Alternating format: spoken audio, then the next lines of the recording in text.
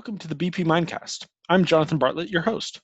These podcasts cover a wide variety of topics from a conservative academic viewpoint. Some you'll find interesting, some you won't. However, I plan on keeping these short enough that you can easily enjoy what you like, and hopefully I won't keep you too long for those that you don't. I've done a lot of writing over the years, and sometimes those pieces are worth sharing again. Today I'll be reading a piece that I wrote for Free Thinking Ministries called Do Computers Think Creatively? You can check out more articles like this at freethinkingministries.com.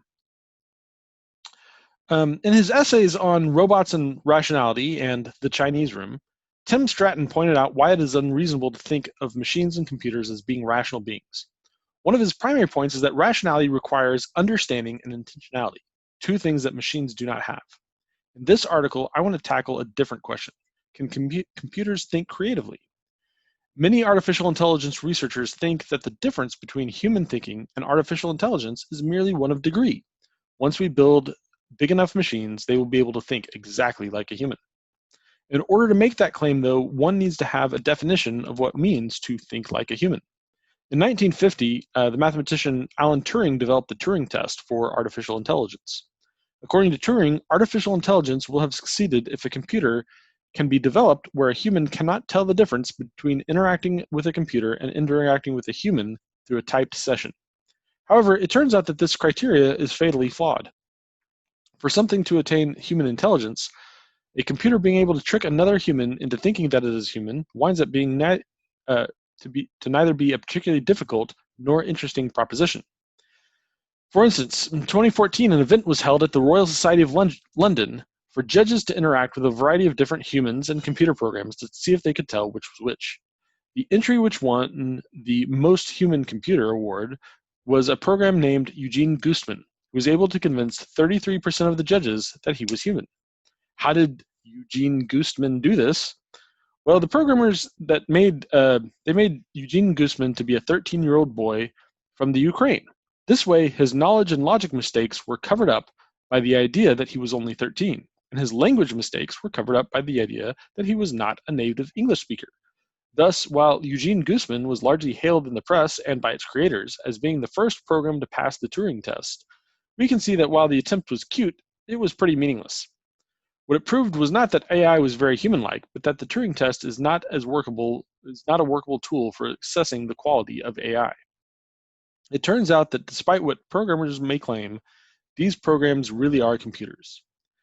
Microsoft attempted to unleash a learning AI onto Twitter named Tay, but it turned out that when a few people decided to have a little fun with Tay, they turned Tay into a Hitler-loving Jew hater in under 24 hours. Now, I should say that I have no doubt that these problems will eventually be solved. I am sure that eventually someone will produce a conversational AI that can fool most people. I'm also sure that Microsoft will eventually figure out how to prevent Tay from going rogue and invading Poland. However, at the end of the day, what separates human thought from computation isn't that humans are able to fool other humans into thinking that we are human, but that human thinking is creative, while artificial intelligence is entirely derivative of previous creativity. The ability to think creatively has been termed by some researchers as the Lovelace test, named after Lady Lovelace, who worked with Charles Babbage on early computers. Lovelace believed that computers could not have minds because they could not originate anything. So what is creativity, and how do we know that humans have it and computers don't? It turns out that this was discovered even prior to Alan Turing's seminal work that led to modern computers.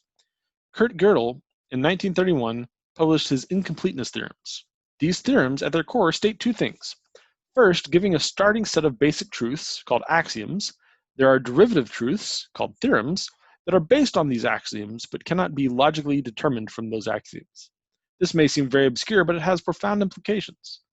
In the late 1800s and early 1900s, mathematicians led by David Hilbert were trying to find the very core axioms of mathematics, with which they could use to deduce everything else, or to at least verify mathematical proofs automatically. But, as it turns out, mathematical truth doesn't work like that. You cannot develop a fixed set of rules, known as a formal axiomatic system, to do the work for you. Nonetheless, this has not stopped humans from discovering such truths themselves. This means that while computers, by their nature, are limited to a fixed set of rules for their computation, humans are not. Humans can take an outside perspective to solve problems and find truths. The reason why artificial intelligence is so deceptively successful is not because computers are able to take the same creative steps that humans can, but that humans, after taking their creative steps, can then go back and create rules that will generate those results. Thus, humans always take the creative steps, and the steps that artificial intelligences make are always derivative.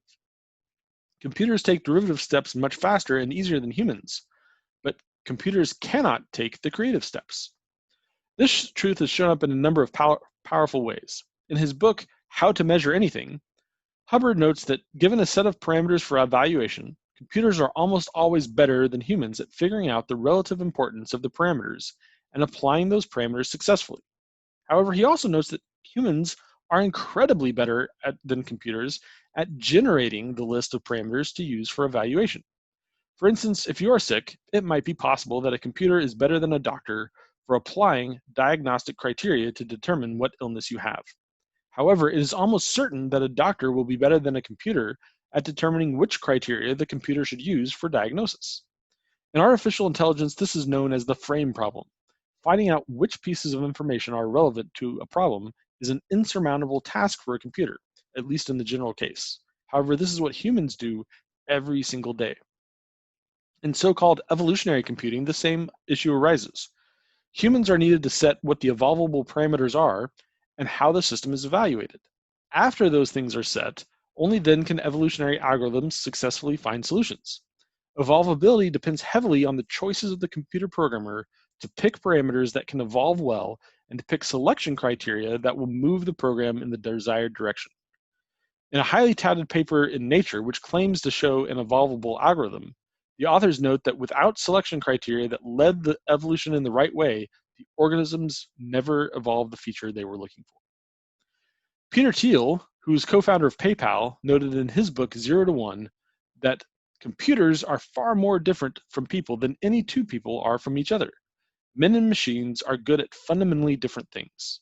People have intentionality. We form plans and make decisions in complicated situations. We're less good at making sense of enormous amounts of data. Computers are exactly the opposite. They excel at efficient data processing, but they struggle to make basic judgments that would be simple for any human.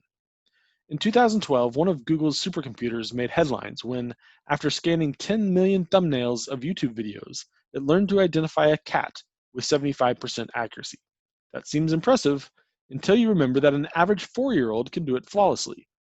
When a cheap laptop beats the smartest mathematicians at some tasks, but even a supercomputer with 16,000 CPUs can't beat a child at others, you can tell that humans and computers are not just more or less powerful than each other.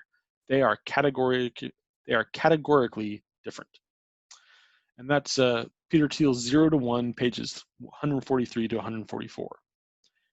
As I mentioned, there's not any particular task that I think computers will not be able to do. Whenever human beings figure out how to do something, they can teach computers to do it efficiently. What humans can do that computers cannot is to be creative, to find the ways to automate and think about things that have never been automated before. While this article has touched on some technical topics, a skeptic of this position may want more formalized reasons, which are outside the scope of an article such as this. For those interested in a more rigorous presentation of these ideas, you can find them in Chapter 5 of the book, Engineering and the Ultimate, an interdisciplinary investigation of order and design in nature and craft. I hope you enjoyed your time on BP Mindcast. Until next time, keep thinking.